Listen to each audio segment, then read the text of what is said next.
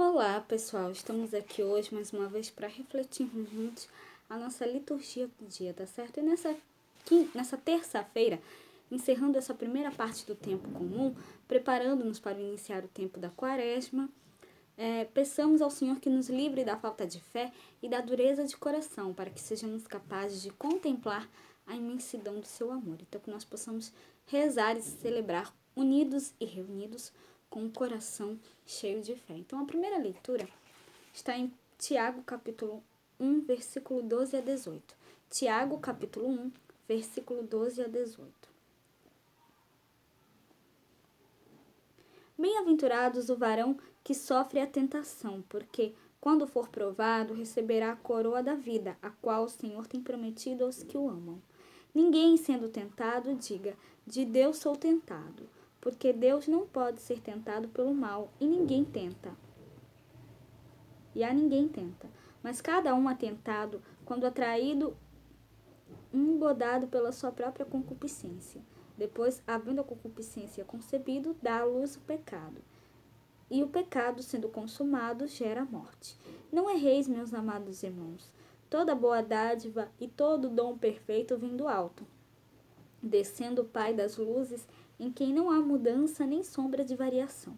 Segundo a sua vontade, ele nos gerou pela palavra da verdade, para que fôssemos como primícias das suas criaturas. Então, a primeira leitura fala para a gente, Tiago aqui na carta, na sua carta, ele fala acerca das provas e tentações.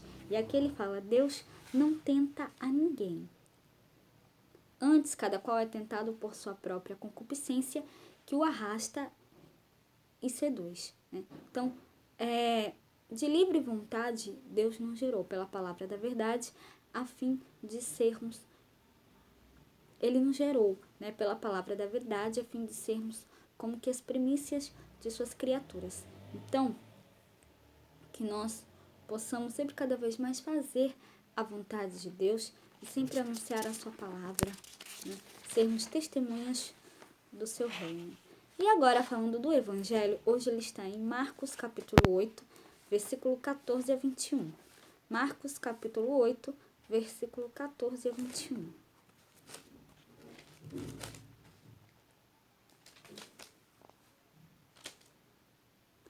Naquele tempo, os discípulos se esqueceram de levar pão e no barco não tinham consigo senão pão. E Jesus ordenou-lhes dizendo, olhai, guardai-vos do fermento dos fariseus e do fermento de Herodes. E arrazoavam entre si, dizendo, é porque não temos pão. E Jesus, conhecendo isto, disse-lhes, para que arrazoais que não tendes pão? Não considerastes, nem compreendestes ainda? Tendes ainda o vosso coração endurecido? Tendo olhos, não vedes? E tendo ouvidos, não ouvis? E não vos lembrais, quando partiu 5 pães entre os 5.000, quantos cestos cheios de pedaços levantastes? Disseram-lhe 12.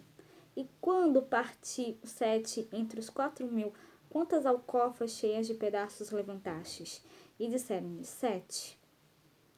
E ele lhes disse, como não entendestes ainda? Como não entendeis ainda? Então, no Evangelho de ontem, nós vimos os fariseus, não entendendo, não compreendendo, a missão de Jesus e discutindo, os fariseus discutindo com ele, infelizmente. Na passagem de hoje, os discípulos aparentam estar influenciados por esse pensamento dos fariseus, deixando o fermento dos fariseus e de Herodes obstruir sua compreensão da boa nova do reino. É clara no Evangelho a referência às duas narrativas da multiplicação dos pães, o capítulo 6, versículo 35 a 44 e o capítulo 8, versículo 1 a 9. Mas não somente os fariseus não entendem o sinal. Os discípulos, aqueles que querem seguir a Jesus, tanto naquele tempo quanto hoje, correm o risco continuamente de perderem-se pela estrada por causa de sua indisponibilidade em acolher o dom da palavra de Jesus. O centro da passagem gira sobre a forte e insistente reprovação de Jesus aos discípulos pela sua estupidez de espírito e dureza de coração, que os prende em suas curtas visões e preocupações imediatas, tornando-os sem não sendo capazes de entender a linguagem dos sinais de Deus. Em outros termos, Jesus denuncia a falta de fé que assemelha os discípulos àqueles de fora, não, isto é, aqueles que rejeitam o evangelho, os quais se impedem de experimentar a libertação operada pelo dom do amor, tá certo? Então, era isso que eu tinha que falar para vocês hoje. Muito obrigada a todos por curtirem, por comentarem. Aqueles que só assistem mesmo também agradeço. Espero que vocês tenham gostado dessa reflexão de hoje. Espero encontrá-los todos aqui amanhã, quarta-feira, se Deus quiser, para continuarmos refletindo cada vez mais as letras da Sagrada Escritura. Então, muito obrigada a todos e até a próxima, se Deus quiser.